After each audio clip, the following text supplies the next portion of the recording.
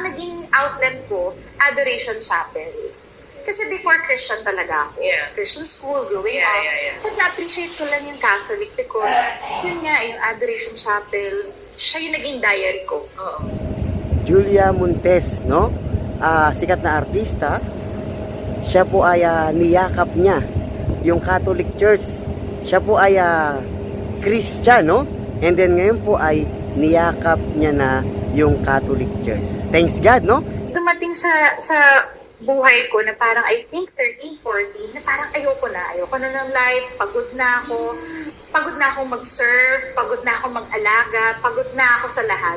Pero di ba ang ano natin sa Pilipinas, pag breadwinner ka, give ka lang ng give.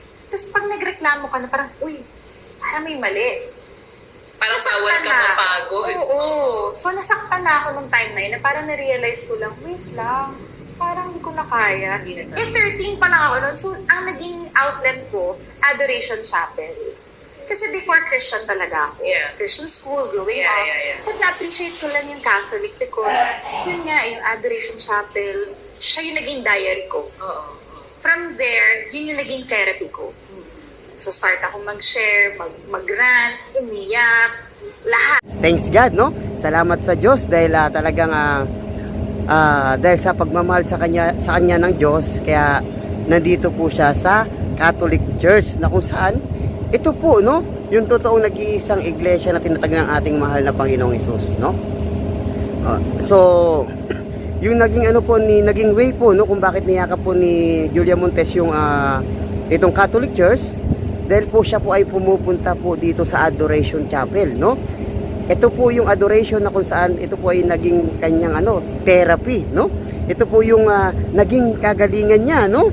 Na kung saan siya po ay napunta na sa Catholic Church, niyakap niya na yung Catholic Church. Amen? So, sabi nga po dito, no? Makikita natin si Kristo sa consecrated Eucharistic po sa Adoration Chapel. That's why kaya po siya naging Catholic, kaya po siya napunta sa Catholic Church kasi dun po, no, natagpuan niya, nakakausap niya si Kristo, si Jesus Christ sa Adoration Chapel. Amen? And mababasa rin po natin yan sa CCC 1376, no?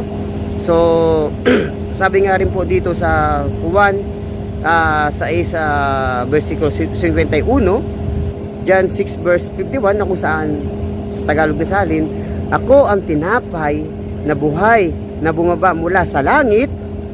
Ang sino mang makakain ng tinapay na ito ay mabubuhay magpakailanman, no?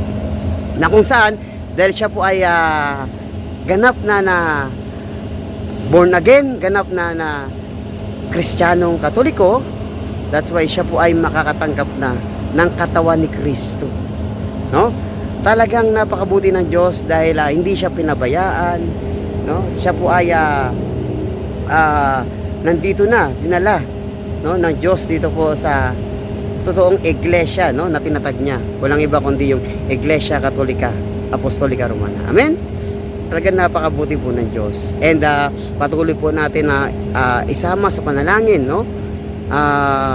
Si Julia Montes na kung saan patuloy niya, no, mahalin yung simbahan na ito, and syempre magpatuloy siya, no, na alamin yung pananampalataya bilang Kristiyanong Katoliko. And ipagdasal din po natin yung mga niyakap na po nila, no, galing po sila sa ibang pananampalataya, and then niyakap na po nila yung Catholic Church na kung saan ito po yung totoong nag-iisang tinatag ng ating mahal na Panginoong Hesus. Amen? So, tulungan po natin sila. Tulungan po tayong magdasal, no? And talagang napakabuti ng Diyos. Mahal na mahal po sila, no? Ng Diyos na kung saan sila po ay nandito na. Kasama na po natin.